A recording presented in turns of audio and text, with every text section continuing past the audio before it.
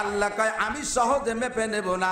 ওয়ালা নাবলুয়ান্নাকুম বিশাইইম মিনাল খাউফি ওয়াল জুই ওয়া নাকসিম মিনাল আমওয়ালি ওয়াল আনফুসি ওয়াত তামারাত ওয়া বাশশিরিস সাবিরিন। আমি বিভিন্ন প্রকার বিপদ আপদ দিয়া আমি যাচাই করব তোমার ঈমানের পরিধি কি, তোমার ঈমানের অবস্থা কি, বিপদ আপদ দিয়ে পরীক্ষা করব। ও দোস্ত রে, তোমার বড়ি স্বর্ণ হলো ৪৮,০০০ টাকা। কাফের মুশরিক বেঈমান নাস্তিক মুরতাদ যত আছে বেনামাজি নামে মুসলমান কামে কিছুই না, এগুলো হলো বাঙ্গারি লোহা, ওর কেজি বিক্রি হয় ১৬ টাকা।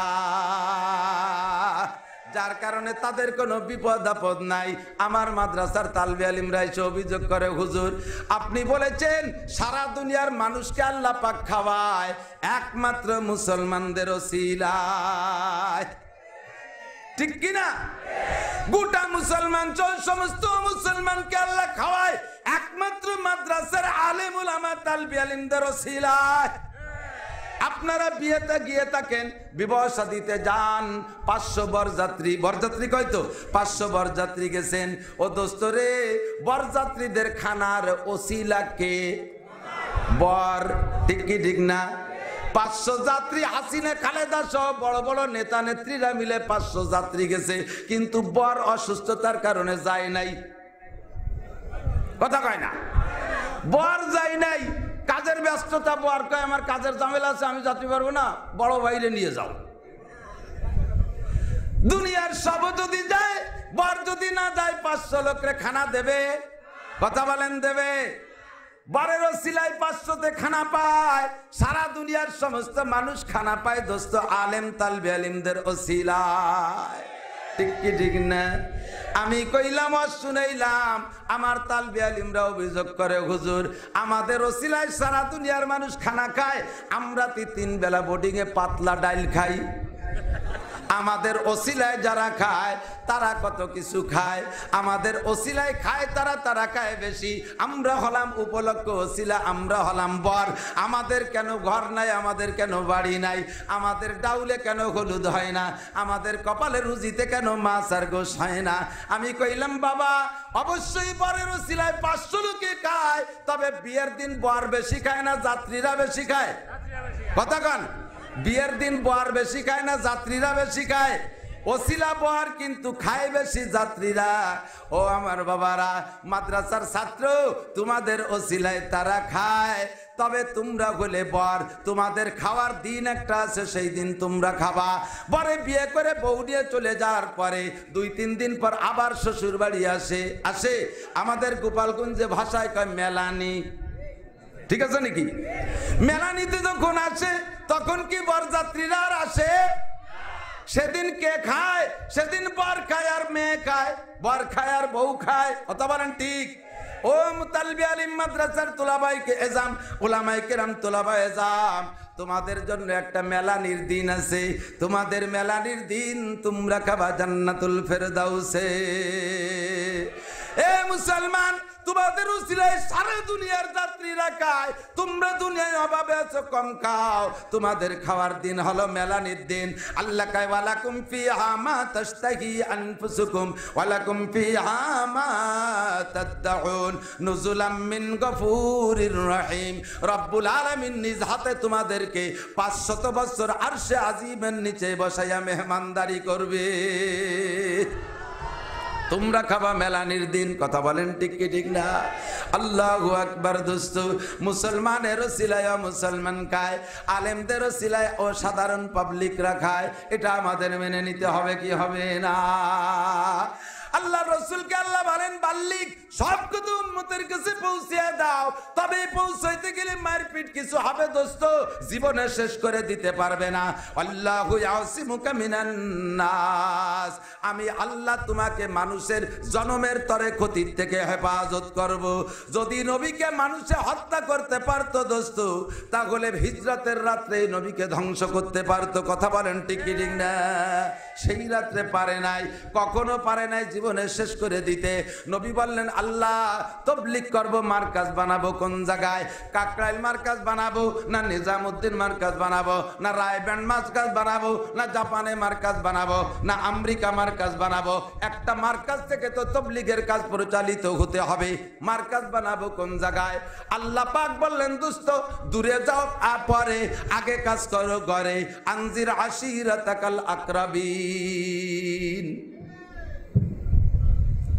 ঘরের ভিতরে বাস করো আগে, আপনদেরকে হাতে নেও আগে, বাইরে যাও পরে, আগে কাজ করো ঘরে। ও দোস্তরে, চলমান তাবলীগের উপরে এক শ্রেণীর কুলাঙ্গার আছে। এই কুলাঙ্গাররা অভিযোগ করে, এই জামানার তাবলীগ নবীওয়ালা তাবলীগ না। বলে কি বলে না? নবী তাবলীগ করতো কাফেরের বাড়ি, আর এই জামানায় তাবলীগ করে মুসলমানের বাড়ি। এই কথা অভিযোগ আপনাদের এলাকায় এক শ্রেণীর বলে কি বলে না? এ বুকা কুলাঙ্গার, নবীওয়ালা তাবলীগই চলমান তাবলীগ। আরে আল্লাহ পাক বলেছেন, আনজির আশিরাতাকাল আকরাবিন, আগে ভয় দেখাও বাড়ির ভিতরে। মুসলমানের সন্তান কাফের হয়ে যাইতেছে, মুসলমানের বাচ্চা চারটি কলেমা জানে না, এমন মুসলমান আছে না নাই? মুসলমানের সন্তান নামাজে 13 ফরজ জানে না, মুসলমানের সন্তান 4 কলেমা জানে না, মুসলমানের সন্তান ওযু বানাইতে জানে না, মুসলমানের বাচ্চা গোসলের ফরজ জানে না, মুসলমানের সন্তান ওযু ভাঙার কারণ জানে না, মুসলমানের সন্তান ফরজ জানে না, মুসলমানের সন্তান সুন্নাত জানে না, মুসলমানের সন্তানকে দেখলে সালাম দেব না নমস্কার দেব তা বুঝাই যায় না।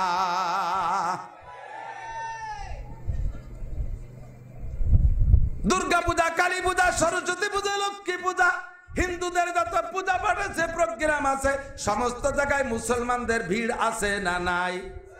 আপনাদের এলাকায় হিন্দু কেমন আছে আমি জানি না। আমার গোপালগঞ্জ তো গোপালেরই গোপালগঞ্জ। 3 ভাগের 1 ভাগ ভোটার হিন্দু আমার গোপালগঞ্জের 5 থানায়। সুবহানাল্লাহ।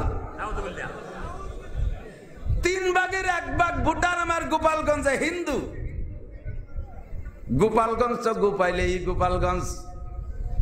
বাহিরে অন্য অন্য জেলায় গেলে বন্ধুরা মস্কারি করে আমার গায়ে নাক লাগাইয়া শোকে, এতে যে পিটি নাক লাগাইয়া টানতেছে। আমি কি দোস্ত, গরমকাল ঘামিয়ে গেছি, গন্ধ হচ্ছে বলে তুমি শুকতেছ নাকি? কয় না, গোপালগঞ্জ তো বাড়ি, টুপি আবার লম্বা লম্বা, গায়ে নৌকর গিরান, কয় গায়ে নৌকর গিরান আসে, তাই গায়ে নাক দিয়ে শোকে। আমি বললাম গোপালগঞ্জ, গোপালগঞ্জ হিন্দুরই গোপালগঞ্জ, কথা ঠিক আছে। তবে দোস্ত আমার গোপালগঞ্জ এক জেলায় 5টা থানা। এই 5টা থানায় পুরুষ দাওরা মাদ্রাসা, কওমি মাদ্রাসা, পুরুষ মাদ্রাসা। 5 থানায় 19টে দাওরা মাদ্রাসা, 11টা মহিলা দাওরা মাদ্রাসা। আমার গোপালগঞ্জে 30টে দাওরা মাদ্রাসা। ও দোস্ত, গোপালগঞ্জে গোপাইলে বলে ধিক্কার দেওয়া যাবে না। দোস্ত রে, হিন্দুদের সম্পর্কে আমার বড় অভিজ্ঞতা। যতগুলো পূজার অনুষ্ঠান রাতের বেলায় ঘোরাফেরা করেছি, রাত 1টা 2টা পর্যন্ত দোস্ত হিন্দুদের পূজার পাশে যখন যাই, চিনিত মুসলমান গুলো, মুসলমানের মেয়েরা রাত কাটায় সেখানে, যুবকরা রাতে আড্ডা মারে সে জায়গা। ও দোস্ত রে মুসলমান, আজ পর্যন্ত কোন হিন্দুর বাচ্চারে তুমি ঈদগায় আনতে পারো নাই, কোন হিন্দুর ছেলেরে তুমি জুমার নামাজে আনতে পারো নাই, কোন হিন্দুর ছেলেরে তুমি বিশ্ব ইজতেমায় আনতে পারো নাই। ঠিক কিনা? এই যুবক, আল্লাহ বলেন আনজির আশিরাতাকাল আকরাবিন, আগে ওয়াজ করো ঘরে, তারপরে ওয়াজ করো পরে।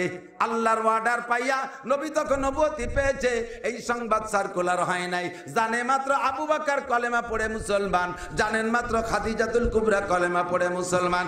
নবীজির চাচা আবু তালেব জানে, কিন্তু আবু তালেব কলেমা পড়ে নাই। হুজুরের ফ্যামিলির সদস্যরা জানে নবী নবুয়তি পেয়েছেন, প্রকাশ করেন নাই। আল্লাহর অর্ডার পাইয়া নবী পাক যাইয়া কাজা আবু তালেবকে বলতেছেন, চাচা যান, আল্লাহ পাক আমারে অর্ডার করেছে আগে ঘরের ভিতরে কাম করতে হবে, সুতরাং আমার এলাকার নেতৃস্থানীয় 25 জনকে আগামীকাল দুপুর বেলা আপনার বাড়ি একক্ত খানা খাওয়াইতে হবে। নবী পাকের জায়গির ছিল আবু তালেবের বাড়ি, আবু নবী যখন বিয়ে করেছেন, সংসার হয়েছেন, ভিন্ন হাঁড়িতে রান্না বান্না করেন। নবী বলেন, চাচা যান আবু তালেব বলেন, ভাতিজা তোমার সংসার হবে, মেয়ে হবে, ছেলে হবে, জামাইজন হবে, রান্না হবে আলাদা, তারা ভিন্ন খাবে। তবে ভাতিজা আমি যতদিন বেঁচে আছি তুমি ভিন্ন দস্তারখানে খানা খাবে না। আমার আব্বা তোমার দাদার ইন্তেকালের সময় তোমাকে আমার হাতে সুপর্দ করেছিল, আমারে বলেছিল আবু তালেব এই মুহাম্মদ রে তুই সঙ্গে রাখবি, এরে তুই কোনো খানা খাবি না, এরে নিয়ে এক দস্তারখানায় খানা খাবি, তোর খানার ভিতরে বরকত পাবি। একে সাথে নিয়ে ব্যবসায় যাবি, ব্যবসায় তুই বেশি লাভবান হবি। এরে নিয়ে তুই খেতে যাবি, ওই খেতে ফসল বেশি হবে। এরে যে কাজে রাখবি ওই কাজের ভিতরে লাভবান হবি। ভাতিজা আমি পরীক্ষিত, সুতরাং তোমার সংসার হইল, আমার বাড়ি তোমার লজিং, তোমাকে ছাড়া যদি একটা অক্ত খানা খাই আমি আবু তালেবের পেট ভরে না।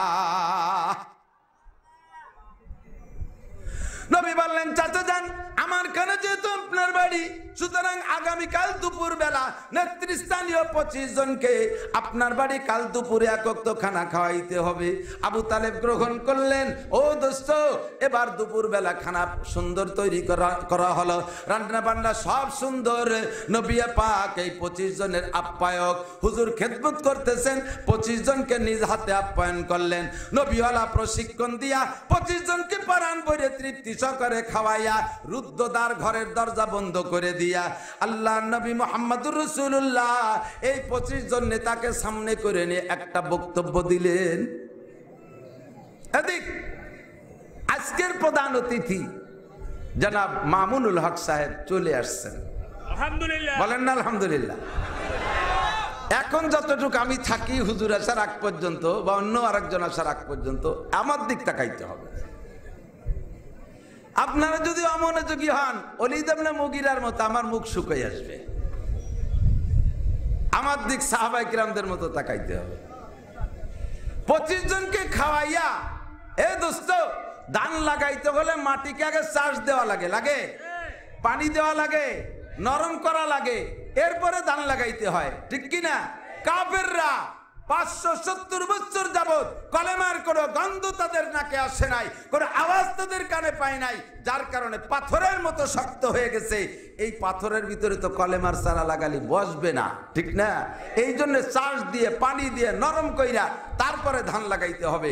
নবী পাক সাল্লাল্লাহু আলাইহি সাল্লাম তৃপ্তি সহকারে খাওয়াইয়া, পরাণ ভরে পানি দিয়ে, খেজুর দিয়ে, খাবার দিয়ে খাওয়াইয়া নরম কইরা এরপরে হুজুর একটা প্রস্তাব রাখলেন, ও আমার মুরব্বী মহোদয়, আমার আব্বা নাই, জন্মের আগে মারা গেছে, 6 বছরে মা মারা গেছে, 7 বছরে দাদা চলে গেছে, মায়ের পেটের একটা ভাই নাই, বোন নাই, আপন বলতে আমার কেউ নাই, নানা নাই, নানি নাই, দাদা নাই, দাদি নাই, আমি চরম এতিম, আপনারাই আমার সব।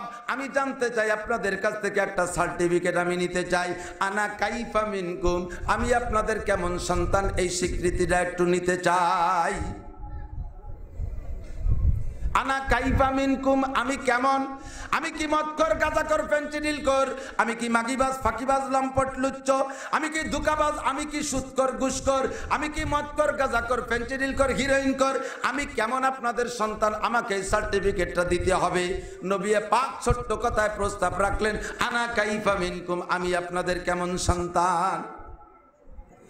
মজলিসের পক্ষ থেকে মিশরের আবুল হাকাম, আমর ইবনে হিশাম বনাম আবু জাহেল তৎকালীন সৌদি আরবের গভর্নর ছিল, ওই সকলে মিলে বলল, ও আবুল হাকাম, তুমি তো বিদ্যাসাগর জ্ঞানীদের পিতা, ভাষা যোগ্যতা তোমার সবচাইতে সুন্দর, মুহাম্মদ আমাদের কলিজার টুকরা, সে একটা জিজ্ঞাসা করেছেন, তার প্রস্তাবের জবাবটা আমাদের পক্ষ থেকে তুমি দিয়ে দাও। আমি কেমন এর জবাব দেবে আবু জাহেল। আবু জাহেল তখনও জানে না মুহাম্মদুর রাসূলুল্লাহ নবুয়তি পেয়েছেন। ও দোস্ত, এবার আবু জাহেল দাঁড়িয়ে কয়, ভাতিজা তোমার প্রশংসায় আমি যা বলবো তাই তোমার জন্য কম হইয়া যাবে। মা আনতা মাদিহুহা ইয়া মান ইউসাব্বি সাবিহুহা বিশামসি ওয়াল বাদরে লা বালান্তা হাজিহা। তোমারে যদি বলি সূর্যের মতো তাও তোমারে খাটো করা হবে, তোমাকে যদি বলি পূর্ণিমার চাঁদের মতো তাও তোমাকে ছোট করা হবে। তোমার প্রশংসার ভাষা আমি আবুল হেকামের জানা নাই, তারপরও বলা লাগে আমার জানা মতে, আমার শিক্ষা মতে আদম সন্তানের মধ্যে আজও পর্যন্ত তোমার মতো পরিপূর্ণ সন্তান দ্বিতীয়টা জন্ম নেয় না।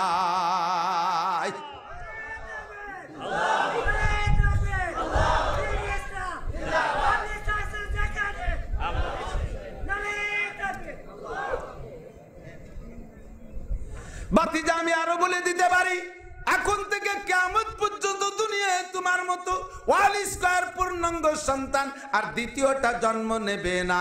কন্যা সুবহানাল্লাহ। ঘোষণা কে দিচ্ছেন? মিস্টার আবু জাহেল। বাতিজা দুপুরে খানা খাইলাম, এখন বেলা দুপুর, তুমি যদি বলো এখন রাত দুপুর তাহলে রাত দুপুর।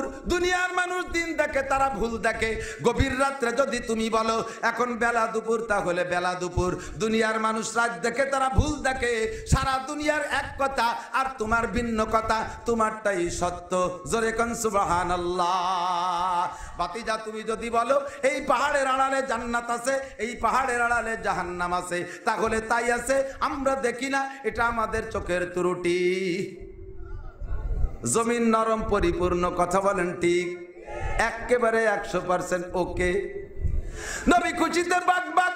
আমি যে স্বীকৃতি দিয়ে চেয়েছি, আবু জাহেলের মতো ইন্টারন্যাশনাল দামলা এও আমার স্বীকৃতি দিয়ে দিল আমি ভালো। মাটি নরম, একেবারে মাটি পক্ষে আইসা গেছে, এবার কলেমা লাগানো যা।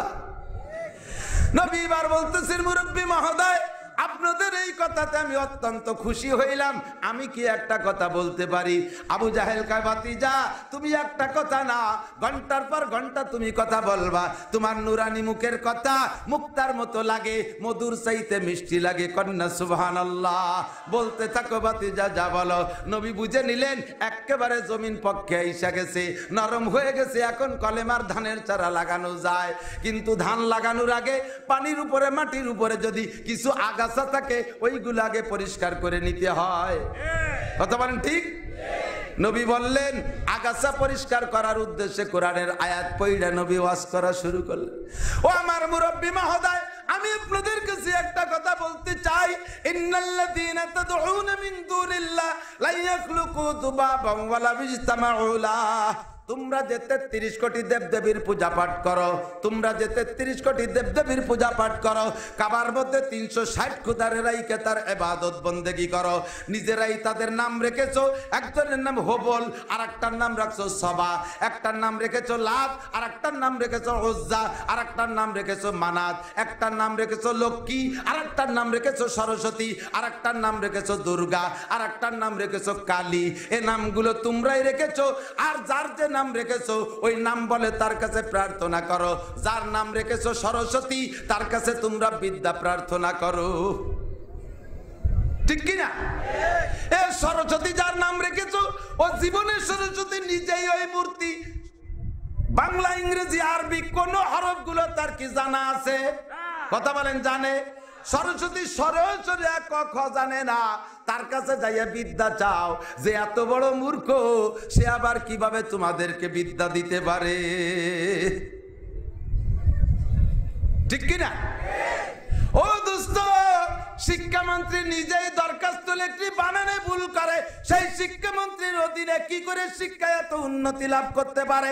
যে সরস্বতী লেখাপড়া জানে না, ওই সরস্বতীর কাছে বিদ্যা চাইলে কি করে সে বিদ্যা দিতে পারে? যারে তোমরা লক্ষ্মী মনে করেছো, ওই লক্ষ্মীর নামে বাংলাদেশের কোনো ব্যাংকে একটা অ্যাকাউন্ট খোলা নাই, ওর কোনো জায়গা চাইলে না পয়সা নাই, ওর পেটের মধ্যে কোনো পয়সা নাই, ওর পেট বড়া খালি খড়কুটো ছাড়া আর কিছু না।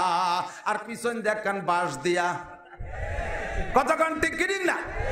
তার কাছে তোমরা অর্থ চাও, সে তোমার কোত্থেকে অর্থ দেবে? যারে তোমরা দুর্গা মনে করো, তার কাছে শক্তি ক্ষমতা চাও। ওরে দুর্গারে লাথি দিয়ে চিৎ করে ফেলাই দিলি, দুর্গা নিজেই সোজা হয়ে দাঁড়াইতে পারে না। অনেক সময় দেখি দুর্গার কপালে যে কুকুরে ঠ্যাং উঁচু করে স্প্রে করে দেয়, দেখছেন না? কোনো সময় দেখেন কইতে গেলে হিন্দু ভাই তুমি রাগ করতে পারো, কিছু আসে যায় না। আজ থেকে 15-20 দিন আগে ফেসবুক খুলে দেখি বাংলার 16 কোটি মুসলমানদের প্রধানমন্ত্রী মুসলমান, এই দেশের মুসলমানদের প্রধানমন্ত্রী মুসলমান, নামাজি মহিলা উলামায়ে কিরামের পক্ষে শত কাম করেছে, এই দেশের প্রেসিডেন্ট মুসলমান, এই দেশের মন্ত্রী পরিষদ মুসলমান। লক্ষ কোটি মুসলমানের দেশে হিন্দুর সন্তান হইয়া মসজিদে নববীর নবী পাকের গম্বুজের উপরে পা রাইখা ছবি কইরা ফেসবুকে ছেড়ে দিয়েছিল। যারা দেখছো সাক্ষী দাও। এত বড় দৃষ্টতা বেয়াদবি আজ পর্যন্ত কইতে পারবি না বাংলার জমিনের কোন মুসলমানের সন্তান কোন মূর্তির মাথার উপরে পা রাইখা ছবি করেছে, কোন মন্দির ভাঙছে, এমন কোন নজির কইতে পারবি না। মুসলমানের সন্তান এই দেশে এমন আচরণ করে না। আমরা তোদেরকে স্নেহ করি, তোরা আমাদেরকে সম্মান করো না। আমার কোরআনের আয়াতের তরজমা আমি বলতে বাধ্য। আল্লাহ পাক বলেন, নবী পাক শুনায় দিচ্ছেন, ইন্নাল্লাযীনা তাদউনা মিন দুনিল্লাহ লা ইয়াখলুকু যুবাবা ওয়ালা ইজতামাউ লা। তোমরা যাদের পূজা পাঠ করো সকলে সম্মিলিত চেষ্টা করিয়া যদি চেষ্টা করে একটা মাছি তারা বানাইতে পারবে না। পারবে? একজনের 10 কান হাত দুই পাশে আছে না নাই? ওর নাম কি? দুর্গা। 10 কান হাত, ও 10 কান হাত দিয়ে কেউ করে একটা সর দেছে, একটা মশা খেদাইছে। আল্লাহ তাও কয়, ওয়া ইয়াসলুবুহুমুজ যুবাবু শাইআন লা ইয়াস্তানকিদুহু মিনহু যউফাত তালিবু ওয়াল মাতলুব। ওরে যাদের পূজা তোমরা করো মশা মাছি তো তারা বানাইতেই পারে না, বরং মশা মাছিতে যদি তাদের নাক কান খুলিয়াও নিয়ে যায় তাও তারা প্রতিবাদ করতে পারে না। ঠিক কিনা? সুতরাং আমার মুরব্বী মহোদয় ওই আগাছাকে লাথি মাইরা ফেলাই দিয়া কুলু লা ইলাহা ইল্লাল্লাহ মুহাম্মাদুর রাসূলুল্লাহ নবী পাক কলেমার সারা লাগাইয়া দিলেন সঙ্গে সঙ্গে। ও দোস্তরে, কলেমার চারা লাগানোর আগে জমিন যে পরিমাণ নরম হয়েছিল চাষ পানিতে, কলেমার চারা প্রকাশ করার সঙ্গে সঙ্গে তার চাইতে 100 গুণ বেশি শক্ত হইয়া গেছে। নাউজুবিল্লাহ। সর্বপ্রথম হুজুরের আপন চাচা মিস্টার আবুল আহাব, এদিক এই আবুল আহাব কোন আবুল আহাব? আপনাদের এলাকায় আমার কোনো ওয়াজ নতুন আছে বলে মনে হয় না।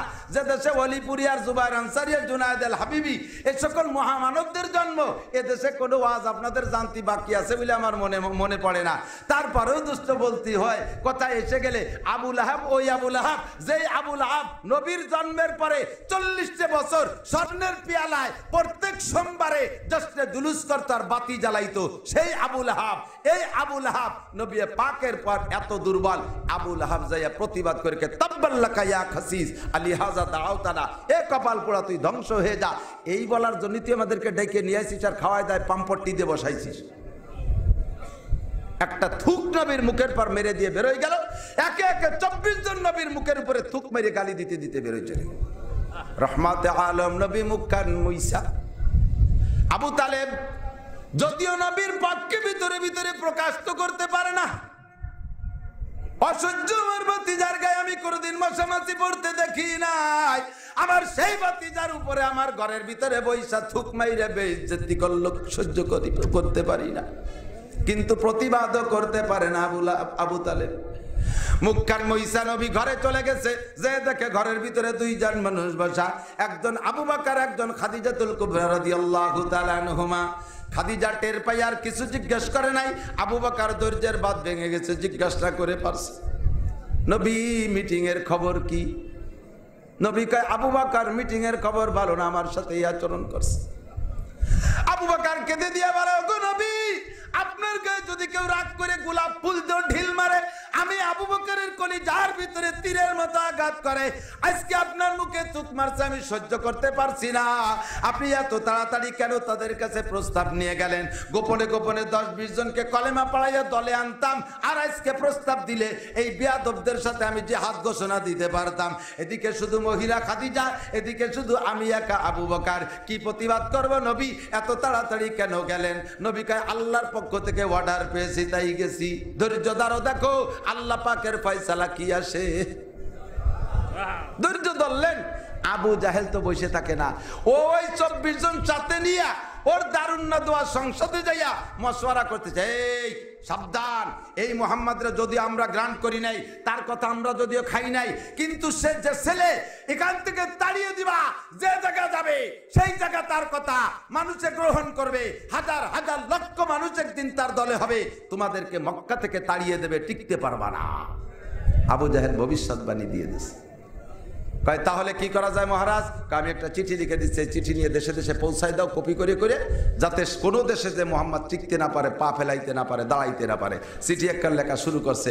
বুদ্ধিমান মানুষ তো, শিক্ষিত মানুষ, ও জানে চিঠি লেখার সিস্টেম কি। যদি কের বিরোধিতা করে কোনো রাজা বাদশার কাছে চিঠি লিখতে হয়, তাহলে আগে 2-1 লাইন তার প্রশংসা লিখতে হয়, নইলে শুরুতেই যদি বদনাম লেখে তাহলে শিক্ষিত লোক ওই চিঠি পড়তে চায় না। তো 2 লাইন সুনাম লিখবে বলে কাগজ নেছে, চামড়া নেছে, চামড়ায় চিঠি লেখা, তো 2 লাইন সুনাম লিখতে যে লিখতে লিখতে 10 লাইন সুনাম লিখে ফেলাইছে। ও জানেই না যে কিভাবে 10 লাইন হয়ে গেছে। চিঠির নিচে মাত্র 2 লাইন লেখার জায়গা আছে, আর 10 লাইনে নবীর প্রশংসা লিখে ফেলাইছে। আরে সর্বনাশ, যা লাগবে তা লাগবে কোন জায়গা? এখন তাহলে কিছু কাটি কুমাই, কলম ধরছে কাটবে, নবীর প্রশংসায় যা আবু জাহেল লেখছে একটা শব্দ সে কাটতে সাহস পায় নাই। যেটা লাগছে সেইটাই সত্য কথা। লাস্টে 2 লাইনের ভিতরে একটা ছেলেটা ইদানিং পাগল হয়ে গেছে, বাপদাদা ধর্মবাদ দিয়ে নতুন ধর্ম প্রচার শুরু করছে, তোমরা কেউ একে গ্রহণ করবা না, কোনো জায়গা দেশে স্থান দেবা না। ইতি মিস্টার আবুল হেকাম বনাম আবু জাহেল চিঠি লিখে বিভিন্ন দেশে পাঠাইছে। চিঠি একটা চলে গেছে বর্তমান ইটালি, তৎকালীন রোম, হেরাক্লিয়াসের দেশে। হেরাক্লিয়াসের কাছে যখন চিঠি গেছে, হেরাক্লিয়াস পড়িয়া হতভম্ব হয়ে গেছে। এদিকে লেখছে বিশ্ব শিক্ষিত মিস্টার আবুল হেকাম, আর লেখছে মুহাম্মাদের বিরুদ্ধে। লাস্টের 2 লাইনে বোঝা যায়, কিন্তু চিঠি যদি কের বিপক্ষে লিখতে হয় তাহলে বদনাম লিখতে হবে বেশি, সুনাম লিখতে হবে কম, কিন্তু লাইনের বিবেচনায় তো সুনামই এসে গেছে বেশি, অতএব তো মুহাম্মদ ভালো বলেই বিবেচিত হয়। কি করা যায় বুঝে উঠতে পারতেছে? কথা বলেন ঠিক কি ঠিক না? এখন ব্যবচাকার মধ্যে পড়ে গেছে, সিদ্ধান্ত নিতে পারতেছে না, কি করা যায়? মন্ত্রী পরিষদ থেকে চিঠি বারবার পড়ছে, কোনো সিদ্ধান্তে আসতে পারতেছে না। এখন পরামর্শ হলো, মহারাজ তাহলেই করেন, 40 জনের একটা টিম ওই মুহাম্মদকে সরাসরি দেখতে পাঠান, দেখে আইছে বলবে, যেভাবে রিপোর্ট দেবে সেইভাবে আমরা সিদ্ধান্ত নেব। 40 জনের একটা টিম গেছে হুজুরকে দেখতে। তাদের টাইম 3 মাস, যাইতে 1 মাস, আসতে 1 মাস, মুহাম্মদের কাছে থাকবে 1 মাস। 3 মাসের পরে এসে রিপোর্ট দিবা, এরপরে চিঠি সম্পর্কে ফয়সালা করা হবে। এই 40 জন 3 মাসের টাইম নিয়ে গেছে, সরকারি বেতন ভাতা টিয়ে বিয়ে নিয়ে যাইয়া 3 মাস থাকছে, 4 মাস হয়ে গেছে, এই 40 জনের কেউ ফিরে যায় নাই। কোন সুবহানাল্লাহ। এই 40 জনের একজনও ফিরে যায় নাই।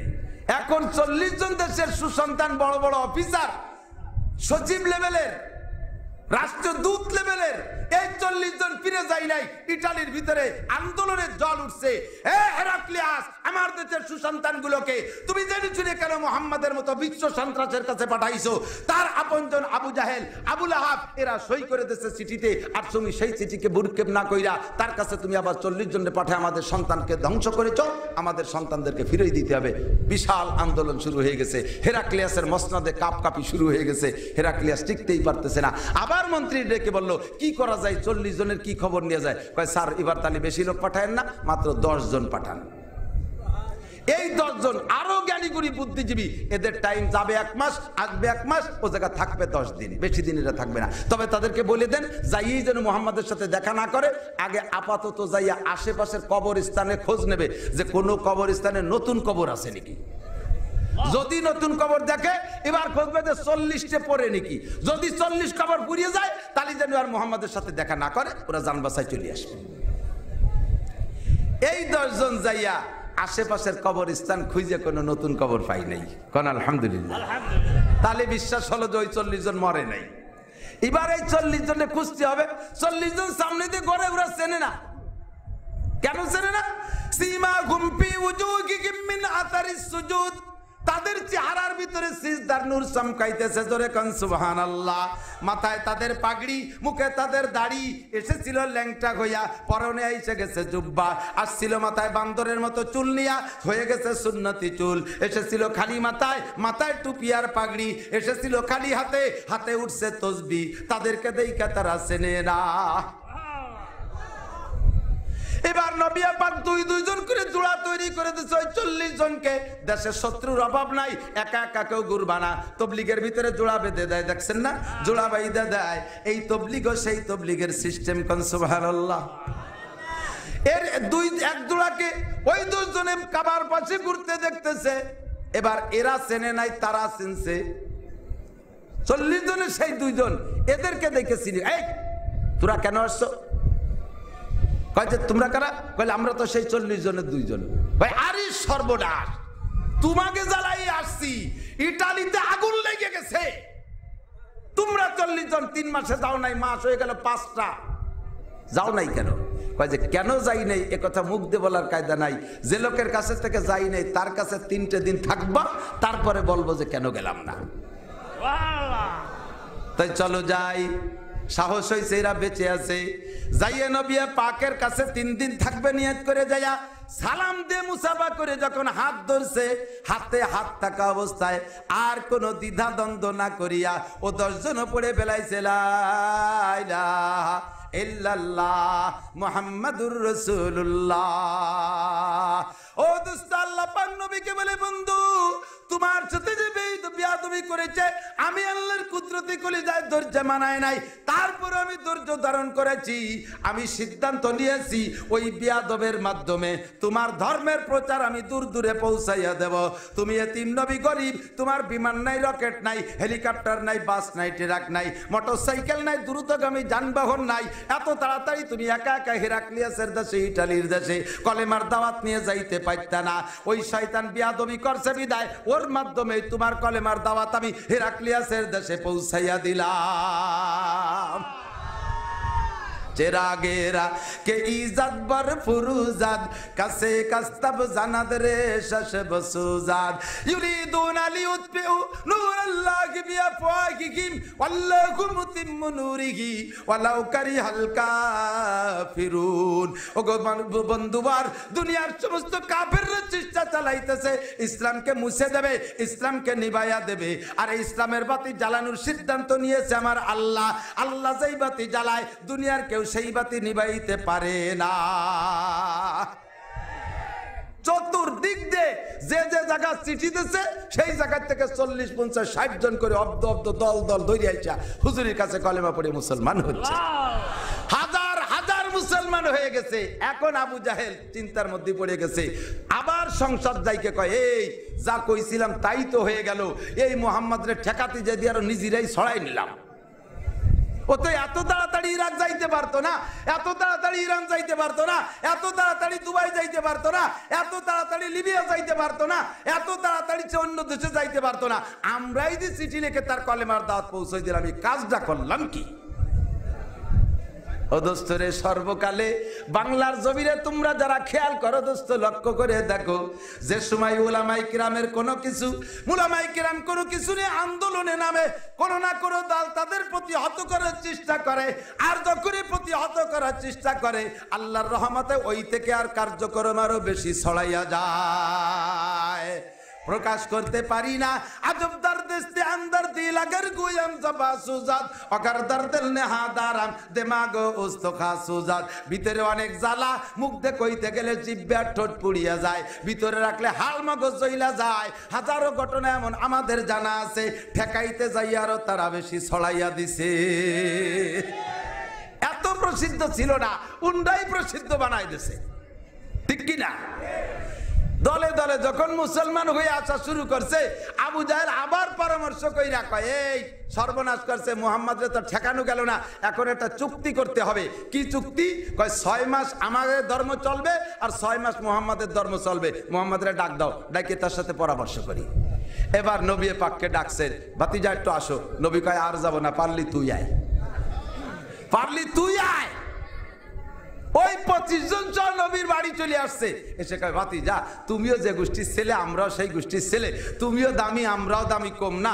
আমরা দেশের সম্মানী ব্যক্তি, দেশের ক্ষমতা আমাদের হাতে, তোমার সাথে একসাথে বসবাস করি, দিন ভরে যুদ্ধ করি, রাতভর কুপরিকল্পনা করি, এতে ঘুম হয় না, খাওয়া দাওয়া সব শেষ হয়ে গেল, শরীর তো শুকোই যাচ্ছে, তুমিও নিরিবিলি ঘুমোতে পারো না। তা ভাতিজা ই করলি কেমন হয় যে 6 মাস তোমার আল্লাহর ইবাদত আমরা সবাই করবো, আর 6 মাস তুমি তোমার যে কয়জন হয়েছে ওই তুমি আমাকে দেবদেবীর পূজা করবা। এইভাবে মিলেমিশে কাজ করলে কেমন হয়? নবী কয় যে পরামর্শ তো আর খারাপ না, তবে আমি আল্লাহর কাছে না শুনিয়ে কইতে পারবো না। আল্লাহর কাছে নবী জানানোর আগে আল্লাহ জানে না? জানে না? সাথে সাথে ওই মজলিসে বসা থাকা অবস্থায় জিবরিল আলাইহিস সালাম সূরা কাফিরুন নিয়ে নাজিল হয়ে চলে আসছে। কানে কানে শুরু হইতেছে সূরা কাফিরুন। নবী পাক মজলিসের ভিতরে ওই 25 জনকে সম্বোধন করে বলে, আল্লাহ বলেন কুল, ওগো নবী তুমি বলো, আর দাদাকে ডাকবা না, আর নানা বলে ডাকবা না, আর চাচা বলে ডাক দিবা না, আর ভাই বলে ডাক দিবা না।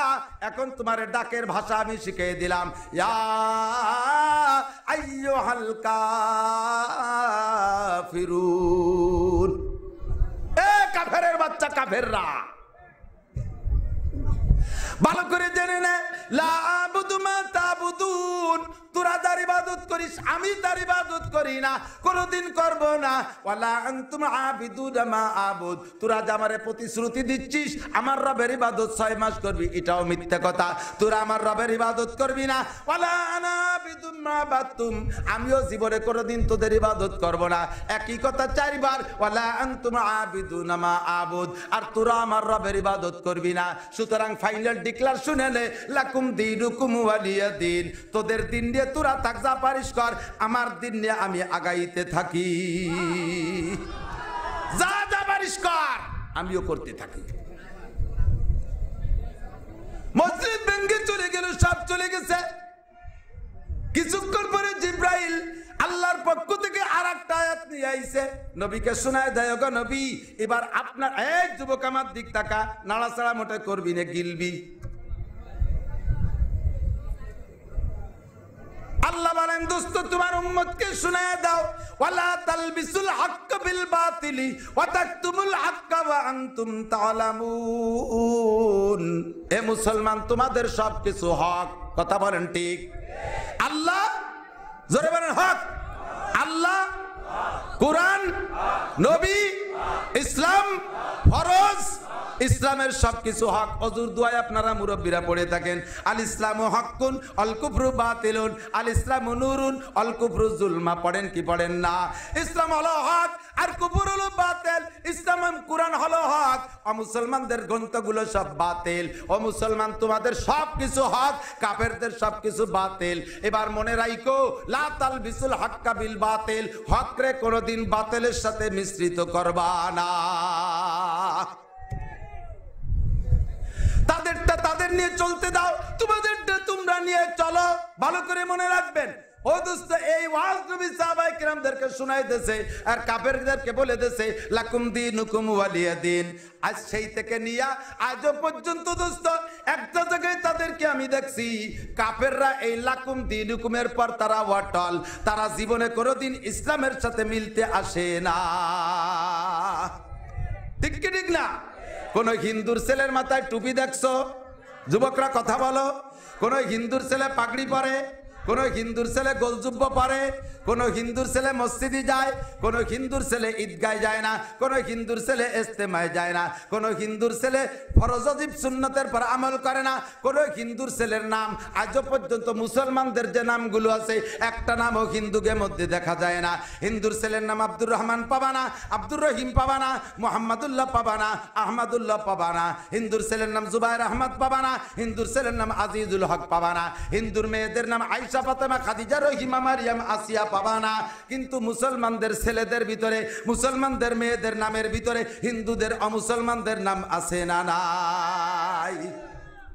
জন্টু, পল্টু, এদিকে আসেনি কেমন জানি না, আছে, সব নাম আছে। রুবেল, প্রিন্স, কলিন্স, লালটু, বল্টু, ডলি, পলি, স্বপ্না মুসলমানের মেয়ের নাম।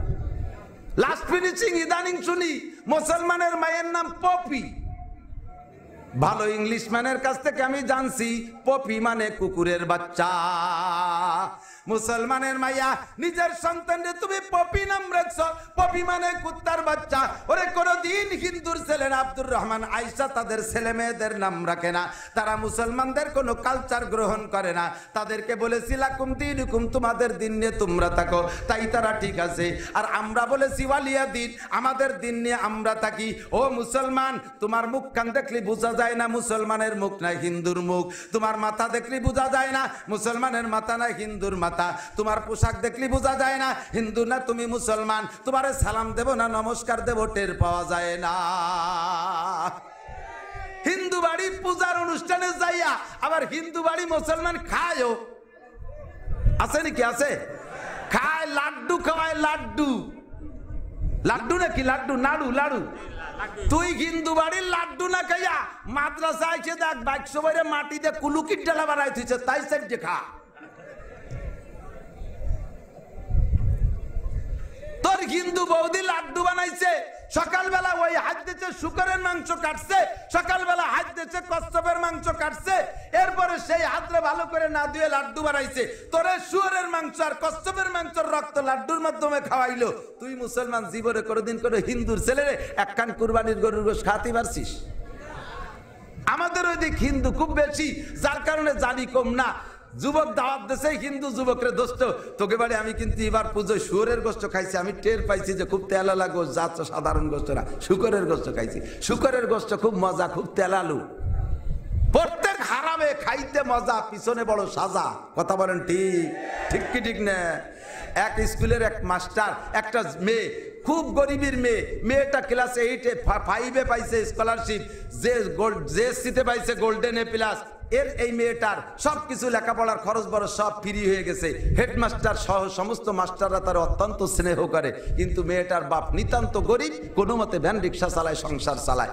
এখন এই মেয়েটা যেবার 10-এ পড়ে, ওই মেয়ের বাপ চিন্তা করছে যে হাই স্কুল পর্যন্ত আমার মেয়েরে সবাই যত্ন করতেছে, খুব পয়সা দিয়ে পড়াচ্ছে, কলেজে গেলে তো ওর মতো অনেক মেধাবী মেয়ে হবে, আমার মেয়ের আর লেখাপড়া কি বা হবে, আমি গরিব মানুষ পয়সা দিতে পারবো না, তার চাইতে চেষ্টা করে বিয়ে দিয়ে দেওয়াই ভালো। এখন উনি যেমন ভ্যান চালাইনে, ওই রকম এক ভ্যান চালাইনে ছেলে একটা জোগাড় করে নিয়ে আইছে, আইনিয়া তার দেখাই টাকায় মোটামুটি ফিট করছে। এখন মেয়েরে বলতেছে, মা আমি গরিব মানুষ, ভ্যান চালাই, কখন মরতি কখন মরি, তোরে বাইচে থাকতে একটু বিয়ে দিয়ে যেতে চাই, তুই গরিবী, তা তোর কপালে সোনার ধন হবে বলে আমার মনে হয় না, তা আল্লাহ যারও জিতে রাখছে তুই রাজিও, তোরে বিয়ে দিয়ে দেই। মেয়েও দেখলো যে আব্বা যখন মেনে রাজি, তখন আমার আর অনারাজের কি আছে, ঠিক আছে আব্বা বিয়ে দিয়ে দেন। এখন মেয়ের বাপের এমন সঙ্গতি নাই যে 5 জন মানুষকে বরযাত্রী খাওয়াবে নিজের তৌফিক দিয়ে। মেয়েটা যাইয়া স্কুলে হেড স্যারে বলছে, স্যার এই সিস্টেমে আমি বিয়েতে রাজি হয়ে গেছি, আমার আব্বা গরিব মানুষ, সবাই বিয়ে দেবে, স্যার স্কুলেতে একটু সহযোগিতা করেন। কি সহযোগিতা? কয় স্যার মাত্র 5 জন মেহমান আসবে, এও খাওয়ানোর মতো ক্ষমতা আমার আব্বার নাই, যা পারেন করেন। তাৎক্ষণিকভাবে ছেলে মেয়েকে কাছ থেকে একটু কালেকশন করে দিয়ে, স্যারকে ভিতরে একটু কালেকশন করে মেয়েটার হাতে কিছু পয়সা দিয়ে বলল যে বিয়ের দিন সকালবেলা তোর বাপরে আসতে বলবি, আমি 2 কেজি গরুর গোশ কিনে দেবো, 5 জন মানুষ তো, আমি 2 কেজি গরুর গোশের টাকা দিয়ে দেবো, তোর বাপরে ভোরবেলা আসতে কইস। তো ওর বাপ ভোরবেলা, ওই বিয়ের দিন শীতকালে কুয়াশার সকাল, বিশাল কুয়াশা, ভোরবেলা স্যারের বাড়ি যাইতেছে গরুর গোশের টাকা আনতি, কিন্তু রাস্তার ভিতরে দেখে পলিথিনের মধ্যে 2 কেজি গোশ ফেলানো, পলিথিনের একটা টুল্লা ব্যাগ। এখন উনি এদিক ওদিক তাকায়, দেখে যে আমি 3-4 মাইল হাঁটলাম, এর মধ্যে কোনো মানুষ দেখলাম না, রাস্তাঘাটে কোনো মানুষ নাই, শিশির পড়ে গেছে 2 কেজি গোশ, তাহলে গোশ কি করা যায়, এখানে রেখে গেলে তো কুত্তই খেয়ে ফেলবে, তার চাইতে হাতে করে নিয়ে যাই, হেড স্যারে দেখায়, স্যার যা বলে তাই করবো। উনি নিয়ে স্যারের বাড়ি যে করছে, স্যার রাস্তায় তো 2 কেজি গোশ পালাম, কি করি, কোনো মানুষজন দেখলাম না, কুত্তই খেয়ে যাওয়ার হয়তো তো আমি নিয়ে আসছি।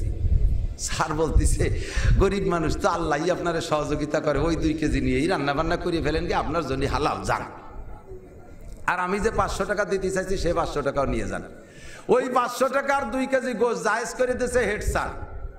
উনি গরিব মানুষ, উনি কিন্তু ফতোয়া জানতে চাইছে স্যারের কাছে, স্যার ফতোয়া দিয়ে দিয়েছে, 2 কেজি গোশ এনে রান্না বান্না করছে। বিয়ের দিন স্যারের হেড স্যারের একারই দাওয়াত, বরযাত্রীরাও খাইছে, খুব মজা, খুব সুস্বাদু তেলালা গোশ। লাস্টে যাইয়া হেড স্যার রে খাবে, স্যার তা খাবেই না, গরিব মানুষের বাড়ি। মেয়েটা যে হাত ধরছে, স্যার আপনি যদি না খান তাহলে আমি বিয়েই বসবো না। স্যার দায় থেকে এসে বসছে, 1 টুকরা গোশ ভাগে পাইছে। স্যার 1 টুকরা খাইয়ে এখন থালে হাত ধোয় না, বারবার থাল চাটতিছে, মনে হয় যেন আর একটু দিলি পাইলে খায়। তো টের পাইয়া ঘরে যাই আর এক টুকরা গোশ এনে দিয়েছে, 2 টুকরা খাইছি। এত তেলালু স্বাদের গোশ, সার খুশিতি বাগ বাগ, খাওয়া দাওয়া শেষ, সব চলে গেছে। পরের দিন যখন বিয়েতে এই হেড স্যার স্কুলে যাইয়া লাইব্রেরিতে বসছে, এবার ওই ডলির বিয়ের মুজাকারা চলতেছে, কেমন হলো বিয়ে। তো হেড স্যার বলতেছে, জীবনে কত দামি দামি খাবার খাইছি, কত বড় লোকের বাড়ি খাইছি, কিন্তু ডলির বিয়েতে যে 2 পিস গোশ খাইলাম, এত তেলালা আর সুস্বাদু গোশ আমি জীবনেও খাইনি। সুবহানাল্লাহ, পথে ফেলাইলে গোশ, সুবহানাল্লাহ। এর মধ্যে স্যারকে মধ্যে ছিল একজন হিন্দু স্যার, উনি বলতেছে, স্যার আসলে রুজিতি না থাকলে হয় না, ভগবান যার যেখানে রুজিতি রাখে, এই ডলি গরিব মানুষ, তার বাড়িতে আমরা কেউ কোনোদিন যাবো আর খাবো বলে চিন্তা নাই, ভগবান আপনারা নিয়ে খাওয়াইছে, আর আমার নিজের কিনা জিনিস তাই খাতে পারলাম না। আজ সকাল সেদিন ডলির বিয়ে যেদিন, ওই দিন ভোরবেলা 2 কেজি শুয়োরের গোস্ত আমি কিনে পলিথিনে নিয়ে আসতেছি সাইকেলে, তাদের রাস্তায় কোন জায়গা পড়লো আর ফিরে তালাশ করে পারলাম না। হেড স্যার কয়, তালি তো তাই হইছে, সেই 2 কেজি আমি ফতোয়ায় হালাল করে দিছি। ও দোস্ত, স্যার যাইয়ে বমি হতে জান শেষ, আর কি সেই শুয়োরের গোস্ত পেটেতে বেরোয়। হারাম খাইতে মজা, পিছনে বড় সাজা, কথা বলেন ঠিক? এ যুবক, হিন্দু বাড়ি থেকে লাড্ডু খাইলি, হিন্দুদের খাইলি, তুই কি হিন্দু দাদা বাবুরে কোনোদিন খাওয়াইতে পারছিস? যুবক এসে খাইবার এক হিন্দু ভাইরে, হুজুর এক হিন্দু যুবকরে আমি দাওয়াত দিছি, কুরবানির গোশ খাবে, আমাকে বাড়ি ওয়াদা করছে। ওই যুবক কুরবানির 3 দিন আগে ওই মুসলমান যুবকের এসে কাছে এসে একেবারে মুখখান মলিন করে খাইতে পড়ছে, কয় দোস্ত রুজিতি না রাখলে খাওয়া যায় না, আমি এত নিয়ত করছি তোকে বাড়ি এবার কুরবানির গোশ খাবো, কিন্তু বাবা এই যে পাসপোর্ট ভিসা করে নিয়ে আসছে, বড়দিদিরে বিয়ে দেওয়া রয়েছে ইন্ডিয়া, জীবনে কোনোদিন যাই নাই, বাবা আমার আইজি পাঠাই দিচ্ছে ইন্ডিয়া, দোস্ত কপালে নাই তোর বাড়ির গরুর গোশত খাতি পারলাম না, আমি চলে যাচ্ছি ইন্ডিয়া, দোয়া করিস, রাগ করিস না। দাওয়াত দিয়ে দিয়েছে, যাইস ইন্ডিয়া যাইস, তাড়াতাড়ি চলে আসবি ঈদের পরে 2-3 দিনের মধ্যে। কয় না দাদা, আমার মনে হয় দিন 20 দেরি হতে পারে, 20-20 দিন দেরি হতে পারে।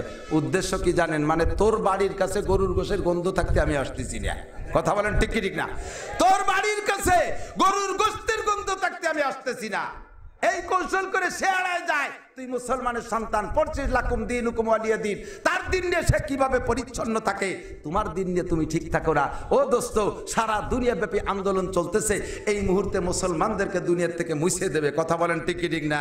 আর এই মুসার সিস্টেম হুজুর আসছে, আমি বুঝছি সিগন্যাল এসে গেছে, সময় বেশি নাই, আমি এই মিসালটা দিয়ে আমি শেষ করে দেবো দোস্ত। আল্লাহু আকবার। ধর্মের বাতি জ্বলে 5 জায়গা, জোরে বলেন কয় জায়গা? জোর হলো না, কয় জায়গা? 5 জায়গা ধর্মের বাতি জ্বলে। 1 নম্বরে দাওয়াত ও তাবলীগ, 1 নম্বরে কওমি মাদ্রাসা, 2 নম্বরে দাওয়াত ও তাবলীগ, 3 নম্বরে হক্কানি পীর মাশায়েখের দরবার, 4 নম্বরে মসজিদের ইমাম, 5 নম্বরে হক্কানি উলামায়ে কিরাম যারা মাঠে ময়দানে ওয়াজ করে, বক্তা। এই 5 জনের মাধ্যমে ধর্মের বাতি জ্বলতেছে, ঠিক কি ঠিক না? আর এই ধর্মের বাতিতে ফলাফল কি দাঁড়াইছে?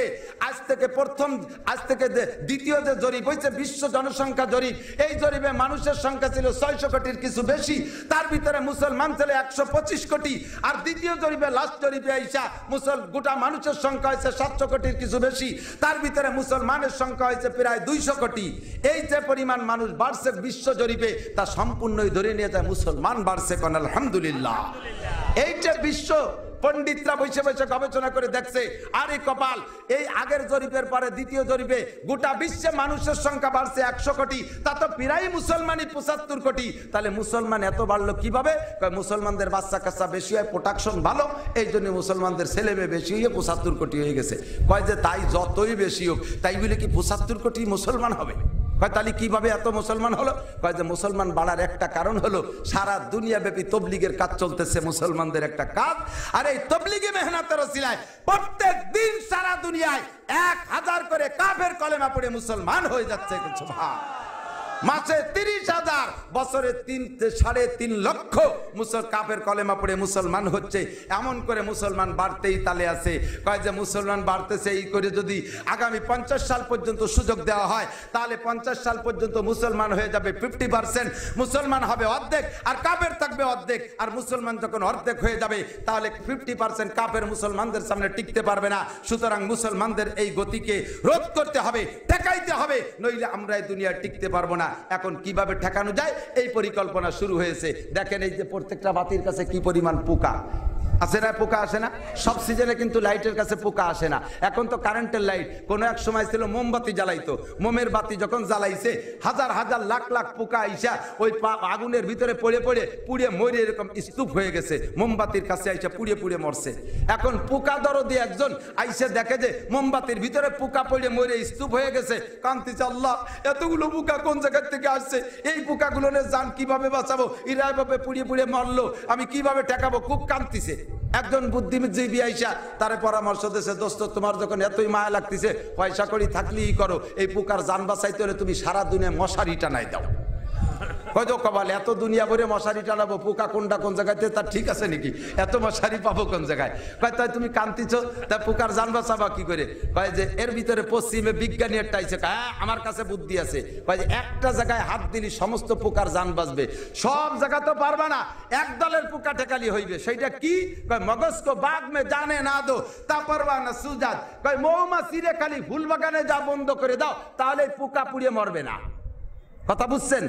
মধুর পোকারে ফুল বাগানে যা বন্ধ করে দাও, এক প্রকারের পোকা তো ও ঠেকাইতে পারবা, শুধু মৌমাছিরে ফুল বাগানে যা বন্ধ করে দাও, তাহলে লক্ষ জাতের পোকা আগুনে পুড়ে মরবে না। এখন কয় যে ভাই একটু বুঝোই কও, মৌমাছির ফুল বাগানে যাওয়া আর এই পোকার আগুনে পুড়ে মরা এর সাথে সম্পর্ক কি? কয় আরে বেটা বোকা বুঝলি না, কয় মৌমাছি যদি ফুল বাগানে যাইতে না পারে মধু আনতে পারবে না, মধু যদি আনতে না পারে মধুর সাথে মোম আসে, সে মোম আসবে না, মোম না আসলে চাক হবে না, চাক না হইলে চাকের মোম হবে না, চাকে মোম না হইলে মোমের অস্তিত্ব থাকবে না, মোমের অস্তিত্ব না থাকলে মোমবাতি হবে না, মোমবাতি হলে না হলে জ্বলবে না, না জ্বললে আগুন হবে না, আর আগুন না হলে এরাও পুড়ে মরবে না। সুতরাং সব জায়গায় মশারি টানানোর দরকার নাই, এক জায়গায় হাত দে, খালি মগজ কো বাগ মে জানে না দো তা পারবা না সুজাত। সেম কোয়ালিটি এই পশ্চিমের বিজ্ঞানীদের বুদ্ধিতে আজকে দেখছে প্রতিদিন হাজার খ্রিস্টান কাফের মুসলমান হচ্ছে, লক্ষ লক্ষ মুসলমান বেড়ে যাচ্ছে। এই মুসলমান ঠেকানোর সিস্টেম কি? কয় যে 5 জায়গা ধর্মের বাতিতে আগুন জ্বালাইতেছে। 1 নম্বরে মাদ্রাসা, কওমি মাদ্রাসা, 2 নম্বরে দাওয়াত ও তাবলীগ, 3 নম্বরে হক্কানি পীর মাশায়েখের খানকা, 4 নম্বরে মসজিদের ইমাম খতিবরা, 5 নম্বরে বক্তারা মাঠে বসে ওয়াজ করে করে লক্ষ লক্ষ জনতা তৈরি করতেছে। এর কোনো এক জায়গায় হাত দিলে পিঠ বাজবে না। যদি পীরের গায়ে হাত দিস মুরিদরা পাগড়ি দিয়ে বাইন্ধে গাছে ঝুলে ফাঁসিতে মারিয়ে ফেলাই দেবে। যদি তবলিগালার গায়ে হাত দিস তবলিগালাকে কালিমা কাটিয়ে হাড়ি দিয়ে বাড়ে শোয়া ফেলাই দেবে।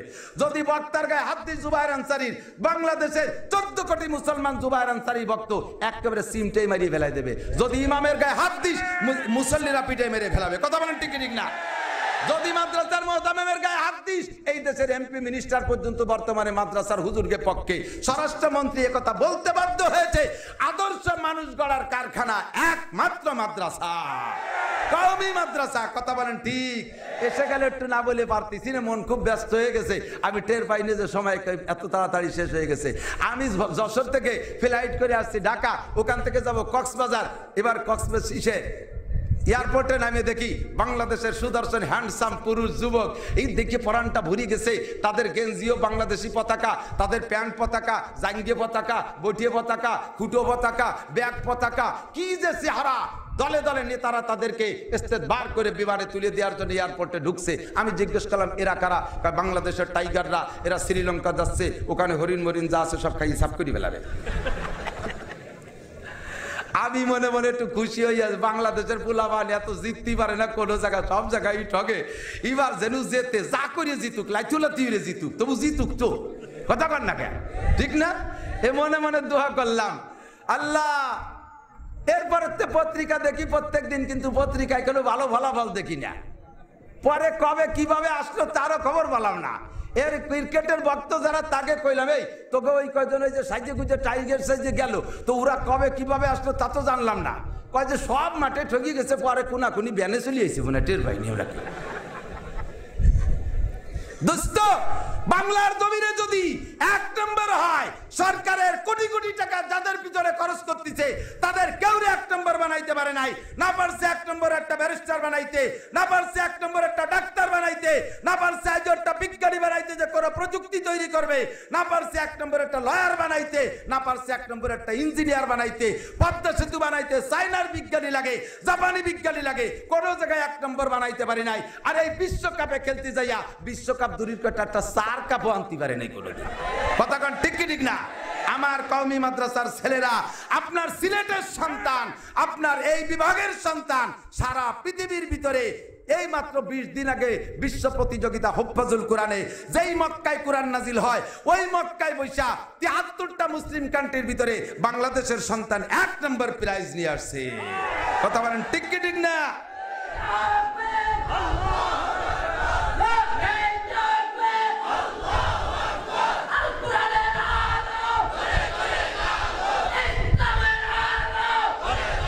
আল্লাহু আকবার। দোস্ত, এই তালবি আলিমরা চুরি করে না, ডাকাতি করে না, সন্ত্রাসী করে না, রাস্তায় গাছ কেটে বেলায় ডাকাতি কি মৌলভীরা করে? এর যেটা যেখানে যাবে মাত্র 3 মাস পড়ছে এই মাদ্রাসার মক্তবে, এরপরে বাড়ি গেছে ছুটিতে, বাড়িতে ছোট্ট পোলা ল্যাংটা হয়ে পোলাপানের সাথে কাদার মধ্যে মাছ ধরে, তাও বোঝা যায় যে এটা মাদ্রাসায় পড়া তালবি আলিম। কথা বলেন ঠিক ঠিক না? এদের দেখলেই বোঝা যায় সীমা গুমফি উজুহিহিম মিন আতারিস সুজুদ। এখন এই পশ্চিমে পণ্ডিতরা দেখছে এই ধর্মের বাতি জ্বালাইতেছে 5 জায়গা, লক্ষ লক্ষ পোকায়ের ভিতরে পড়তেছে। ঠেকানোর কি উপায়? কয় যে এক জায়গায় হাত দিতে হবে। কোন জায়গা? কয় মৌমাছিরে খালি ফুল বাগানে যা বন্ধ করে দাও, তাহলে সব পোকার জান বাঁচবে। এখন সেই জায়গাটা কোন জায়গা? খবর নিয়ে দেখছে। কয় এই তবলিগ জামাতের মুরব্বীর নাম কি? কয় হযরত মাওলানা সাদ সাহেব। কি আবার বলো? হযরত মাওলানা সাদ সাহেব। আরে আগের তে নামিয়া পরে নাউজুবিল্লাহ সেই দিবানি যখন কইতে হয়। তবলিগের মুরব্বীর নাম কি? হযরত মাওলানা সাদ সাহেব, হযরত মাওলানা ওমর ফারুক। আচ্ছা, অস্করে ওই পাকা পাকা কথা কয় ওই হুজুরির নাম কি? হযরত মাওলানা জুবায়ের। এই ওই যে চরমুনার ময়দানে অস্করে ও হুজুরির নাম কি? হযরত মাওলানা ফয়জুল করিম। এই ওই যে মসজিদে জুমুদ্দিন পাকা পাকা ওয়াজ করলো খুতবার আগে, ওই হুজুরির নাম কি? হযরত মাওলানা আব্দুর রহমান। এই মাদ্রাসার এই যে মোহতামিম, ওই হুজুরির নাম কি? হযরত মাওলানা আব্দুল খালেক। সব জায়গায় দিয়ে হযরত মাওলানা, তবলিগেও হযরত মাওলানা, মাদ্রাসাও হযরত মাওলানা, পীরও হযরত মাওলানা, ইমামও হযরত মাওলানা, আর মসজিদ কি মাদ্রাসার মোহতামিমও হযরত মাওলানা। এ মাওলানা পয়দা হয় কোন জায়গা? এরাই তো ধর্মের বাতি জ্বালাইতেছে। 5 জায়গায় পোকা তৈরি হচ্ছে। এই হযরত মাওলানা পয়দা হয় কোন জায়গা? মাদ্রাসায় হযরত মাওলানা পয়দা হয়। তাহলে বুঝছি তবলিগে হাত দেওয়া লাগবে না, ওরে মসজিদে হাত দেওয়া লাগবে না, পীরির গায়ে হাত দেওয়া লাগবে না, বক্তা মারা লাগবে না, খালি মগজ কো বাগ মে জানে না দো তা পারবা না সুজাদ, খালি মৌমাছিরে বন্দরে দাও, ফুলবাগানে যাওয়া, মাদ্রাসার নামে একটা কুচ্ছা রটায় দে, তাহলেই খেলা জমিয়ে যাবে, সারা দুনিয়ার এই তবলিগির কার্যক্রম বন্ধ হবে। তাহলে কিভাবে করি?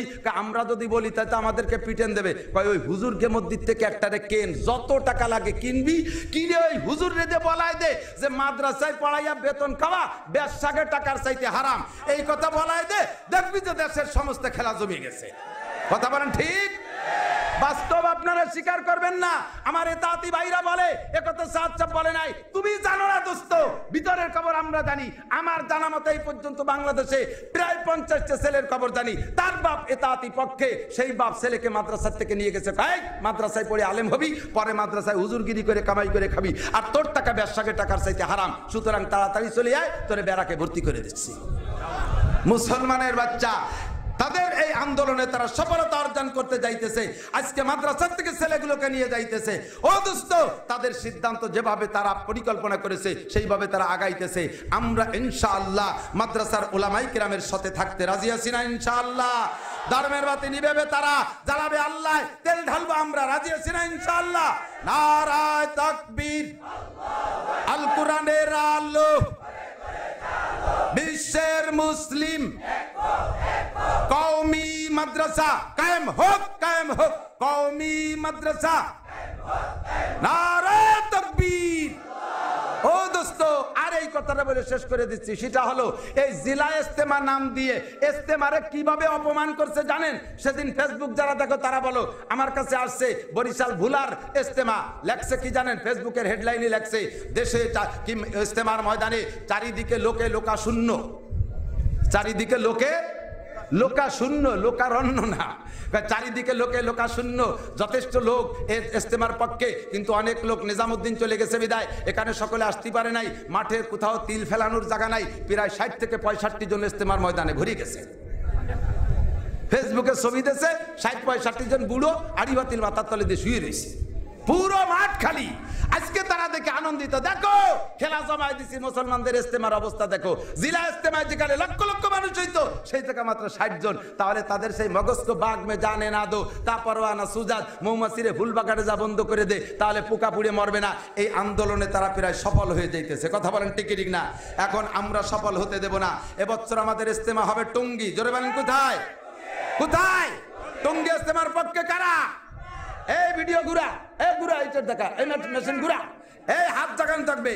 টঙ্গীর ইস্তেমার পক্ষে কারা? নারে তাকবীর, টঙ্গীর ইস্তেমা সফল হোক, সফল হোক। বিশ্বের মুসলিম নারে তাকবীর, বেড়তলা মাদ্রাসা নারে তাকবীর। মাশাআল্লাহ, আলহামদুলিল্লাহ। আমি আপনাদের পরিবেশ বুঝি না, ভাষার দিক দিয়ে একটু সন্দেহ করতেছি। হজরতের আলোচনা যে দেশের মানুষ খাইয়ে পেট ভরে গেছে, আমার মতো এই কাঠু বাংলায় আজ খাবেন আমার বিশ্বাস ছিল না। আরো রয়েছে, আমি জানি যে আপনারা আমার জন্য বসে নাই, আমার জন্য দাঁড়াই নাই। মামুন সাহেব আসতেছে, হজরত মনে চলেও আসছে, সেই মহান মুরব্বী আমাদের শাইখুল হাদিস সাহেব হুজুরের সাহেব দাদা। আচ্ছা বলি তো দোস্ত, এখন আপনারা জি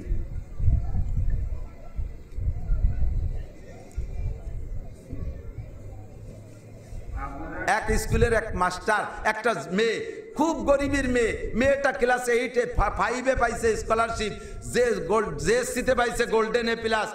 এই মেয়েটার সবকিছু লেখাপড়ার খরচ বড় সব ফ্রি হয়ে গেছে। হেডমাস্টার সহ সমস্ত মাস্টাররা তার অত্যন্ত স্নেহ করে, কিন্তু মেয়েটার বাপ নিতান্ত গরিব, কোনো মতে ভ্যান রিক্সা চালায়, সংসার চালায়।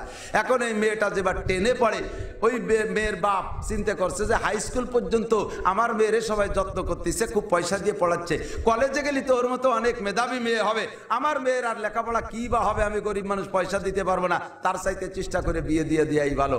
এখন উনি যেমন ভ্যান চালাইনে, ওই রকম এক ভ্যান চালাইনে ছেলে একটা জোগাড় করে নিয়ে আইছে, আইনিয়ে তার দেখাই টাকায় মোটামুটি ফিট করছে। এখন মেয়েরে বলতেছে, মা আমি গরিব মানুষ, ভ্যান চালাই, কখন মরতি কখন মরি, তোরে বাইচে থাকতে একটু বিয়ে দিয়ে যেতে চাই, তুই গরিবী, তা তোর কপালে সোনার ধন হবে বলে আমার মনে হয় না, তা আল্লাহ যারও জিতি রাখছে তুই রাজিও, তোরে বিয়ে দিয়ে দেই। মেয়েও দেখলো যে আব্বা যখন মেনে রাজি, তখন আমার আর অনারাজের কি আছে, ঠিক আছে আব্বা বিয়ে দিয়ে দেন। এখন মেয়ের বাপের এমন সঙ্গতি নাই যে 5 জন মানুষকে বরযাত্রী খাওয়াবে নিজের তৌফিক দিয়ে। মেয়েটা যাইয়া স্কুলে হেড স্যারে বলছে, স্যার এই সিস্টেমে আমি বিয়েতে রাজি হয়ে গেছি, আমার আব্বা গরিব মানুষ, সবাই বিয়ে দেবে, স্যার স্কুলেতে একটু সহযোগিতা করেন। কি সহযোগিতা? কয় স্যার মাত্র 5 জন মেহমান আসবে, এও খাওয়ানোর মতো ক্ষমতা আমার আব্বার নাই, যা পারেন করেন। তাৎক্ষণিকভাবে ছেলে মেয়েদের কাছ থেকে একটু কালেকশন করে দিয়ে, স্যারকে ভিতরে একটু কালেকশন করে মেয়েটার হাতে কিছু পয়সা দিয়ে বলল যে বিয়ের দিন সকালবেলা তোর বাপরে আসতে বলবি, আমি 2 কেজি গরুর গোশ কিনে দেবো, 5 জন মানুষ তো, আমি 2 কেজি গরুর গোশের টাকা দিয়ে দেবো, তোর বাপরে ভোরবেলা আসতে কইস। তো ওর বাপ ভোরবেলা, ওই বিয়ের দিন শীতকালে কুয়াশার সকাল, বিশাল কুয়াশা, ভোরবেলা স্যারের বাড়ি যাইতেছে গরুর গোশের টাকা আনতি, কিন্তু রাস্তার ভিতরে দেখে পলিথিনের মধ্যে 2 কেজি গোশ ফেলানো, পলিথিনের একটা টুল্লা ব্যাগ। এখন উনি এদিক ওদিক তাকায়, দেখে যে আমি 3-4 মাইল হাঁটলাম, এর মধ্যে কোনো মানুষ দেখলাম না, রাস্তাঘাটে কোনো মানুষ নাই, শিশির পড়ে গেছে 2 কেজি গোশ, তাহলে এই গোশ কি করা যায়, এখানে রেখে গেলে তো কুত্তই খেয়ে ফেলবে, তার চাইতে হাতে করে নিয়ে যাই, হেড স্যারে দেখায়, স্যার যা বলে তাই করবো। উনি নিয়ে স্যারের বাড়ি যে কাছে, স্যার রাস্তায় তো 2 কেজি গোশ পালাম, কি করি, কোনো মানুষজন দেখলাম না, কুত্তই খেয়ে যাওয়ার হয়তো আমি নিয়ে আসছি। স্যার বলতেছে, গরিব মানুষ তো, আল্লাহই আপনার সহযোগিতা করে, ওই 2 কেজি নিয়েই রান্না বান্না করে ফেলেন, কি আপনার জন্য হালাল যান, আর আমি যে 500 টাকা দিতে চাইছি সে 500 টাকাও নিয়ে যান। ওই 500 টাকার 2 কেজি গোশ জায়েজ করে দিয়েছে হেড স্যার। উনি গরিব মানুষ, উনি কিন্তু ফতোয়া জানতে চাইছে স্যারের কাছে, স্যার ফতোয়া দিয়ে দিয়েছে, 2 কেজি গোশ এনে রান্না বান্না করছে। বিয়ের দিন স্যারের, হেড স্যারের একারই দাওয়াত, বরযাত্রীরাও খাইছে, খুব মজা, খুব সুস্বাদু তেলেলা গোশ। লাস্টে যাইয়া হেড স্যার রে খাবে, স্যার তা খাবেই না, গরিব মানুষের বাড়ি। মেয়েটা যে হাত ধরছে, স্যার আপনি যদি না খান তাহলে আমি বিয়েই বসবো না। স্যার দায় থেকে এসে বসছে, 1 টুকরা গোশ ভাগে পাইছে। স্যার 1 টুকরা খাইয়ে এখন থালে হাত ধোয় না, বারবার থাল চাটতিছে, মনে হয় যেন আর একটু দিলি পাইলে খায়। তো টের পাইয়া ঘরে যাইয়া 1 টুকরা গোশ এনে দিয়েছে, 2 টুকরা খাইছে। এত তেলালু স্বাদের গোশ, স্যার খুশিতে বাগ বাগ, খাওয়া দাওয়া শেষ, সব চলে গেছে। পরের দিন যখন বিয়েতে এই হেড স্যার স্কুলে যাইয়া লাইব্রেরিতে বসছে, এবার ওই ডলির বিয়ের মুজাকারা চলতেছে কেমন হলো বিয়ে। তো হেড স্যার বলতেছে জীবনে কত দামি দামি খাবার খাইছি, কত বড় লোকের বাড়ি খাইছি, কিন্তু ডলির বিয়েতে যে 2 পিস গোশ খাইলাম, এত তেলালা আর সুস্বাদু গোশ আমি জীবনেও খাইনি। সুবহানাল্লাহ, পথে ফেলাইলে গোশ, সুবহানাল্লাহ। এর মধ্যে স্যারকে মধ্যে ছিল একজন হিন্দু স্যার, উনি বলতেছে স্যার আসলে রুজিতি না থাকলে হয় না, ভগবান যার যেখানে রুজিতি রাখে, এই ডলি গরিব মানুষ, তার বাড়িতে আমরা কেউ কোনোদিন যাবো আর খাবো বলে চিন্তা নাই, ভগবান আপনারে নিয়ে খাওয়াইছে, আর আমার নিজের কিনা জিনিস তাই খাতে পারলাম না। আজ সকাল সেদিন ডলির বিয়ে যেদিন, ওই দিন ভোরবেলা 2 কেজি শুয়োরের গোস্ত আমি কিনে পলিথিনে নিয়ে আসতেছি সাইকেলে, তাদের রাস্তায় কোন জায়গা পড়লো আর ফিরিজে তালাশ করে পারলাম না। হেড স্যার কয় তালি তো তাই হইছে, সেই 2 কেজি আমি ফতোয়ায় হালাল করে দিছি। ও দোস্ত, স্যার যাইয়ে বমি হতে জান শেষ, আর কি সেই শুয়োরের গোস্ত পেটেতে বেরোয়? হারাম খাইতে মজা, পিছনে বড় সাজা, কথা বলেন ঠিক? এ যুবক, হিন্দু বাড়ি থেকে লাড্ডু খাইলি, হিন্দুদের খাইলি, তুই কি হিন্দু দাদা বাবুরে কোনোদিন খাওয়াইতে পারছিস? যুবক এসে কয় এবার এক হিন্দু ভাইরে, হুজুর এক হিন্দু যুবকরে আমি দাওয়াত দিছি, কুরবানির গোশ খাবে, আমাকে বাড়ি ওয়াদা করছে। ওই যুবক কুরবানির 3 দিন আগে ওই মুসলমান যুবকের এসে কাছে এসে একেবারে মুখখান মলিন করে খাইতে পড়ছে, কয় দোস্ত রুজিতি না রাখলে খাওয়া যায় না, আমি এত নিয়ত করছি তোকে বাড়ি এবার কুরবানির গোশ খাবো, কিন্তু বাবা এই যে পাসপোর্ট ভিসা করে নিয়ে আসছে, বড়দিদিরে বিয়ে দেওয়া রয়েছে ইন্ডিয়া, জীবনে কোনোদিন যাই নাই, বাবা আমার আইজি পাঠাই দিচ্ছে ইন্ডিয়া, দোস্ত কপালে নাই তোর বাড়ির গরুর গোশত খাতি পারলাম না, আমি চলে যাচ্ছি ইন্ডিয়া, দোয়া করিস, রাগ করিস না। দাওয়াত দিয়ে দিয়েছে, যাইস ইন্ডিয়া যাইস, তাড়াতাড়ি চলে আসবি ঈদের পরে 2-3 দিনের মধ্যে। কয় না দাদা, আমার মনে হয় দিন 20 দেরি হতে পারে, 20-20 দিন দেরি হতে পারে। উদ্দেশ্য কি জানেন? মানে তোর বাড়ির কাছে গরুর গোশের গন্ধ থাকতে আমি আসতেছি না, কথা বলেন ঠিক কি ঠিক না? তোর বাড়ির কাছে গরুর গোশতের গন্ধ থাকতে আমি আসতেছি না। এই কৌশল করে সে এড়ায় যায়। তুই মুসলমানের সন্তান, 25 লাকুম দিনুকুম ওয়ালিয়া দিন, তার দিন নিয়ে সে কিভাবে পরিচ্ছন্ন থাকে, তোমার দিন নিয়ে তুমি ঠিক থাকো না। ও দোস্ত, সারা দুনিয়া ব্যাপী আন্দোলন চলতেছে, এই মুহূর্তে মুসলমানদেরকে দুনিয়ার থেকে মুছে দেবে, কথা বলেন ঠিক কি ঠিক না? আর এই মুসার সিস্টেম হুজুর আসছে, আমি বুঝছি সিগন্যাল এসে গেছে, সময় বেশি নাই, আমি এই মিসালটা দিয়ে আমি শেষ করে দেবো দোস্ত। আল্লাহু আকবার। ধর্মের বাতি জ্বলে 5 জায়গা, জোরে বলেন কয় জায়গা? জোর হলো না, কয় জায়গা? 5 জায়গা ধর্মের বাতি জ্বলে। 1 নম্বরে দাওয়াত ও তাবলীগ, 1 নম্বরে কওমি মাদ্রাসা, 2 নম্বরে দাওয়াত ও তাবলীগ, 3 নম্বরে হক্কানি পীর মাশায়েখের দরবার, 4 নম্বরে মসজিদের ইমাম, 5 নম্বরে হক্কানি উলামায়ে কিরাম যারা মাঠে ময়দানে ওয়াজ করে, বক্তা। এই 5 জনের মাধ্যমে ধর্মের বাতি জ্বলতেছে, ঠিক কি ঠিক না? আর এই ধর্মের বাতিতে ফলাফল কি দাঁড়াইছে? আজ থেকে দ্বিতীয় যে জরিপ হয়েছে, বিশ্ব জনসংখ্যা জরিপ, এই জরিপে মানুষের সংখ্যা ছিল 600 কোটির কিছু বেশি, তার ভিতরে মুসলমান ছিল 125 কোটি।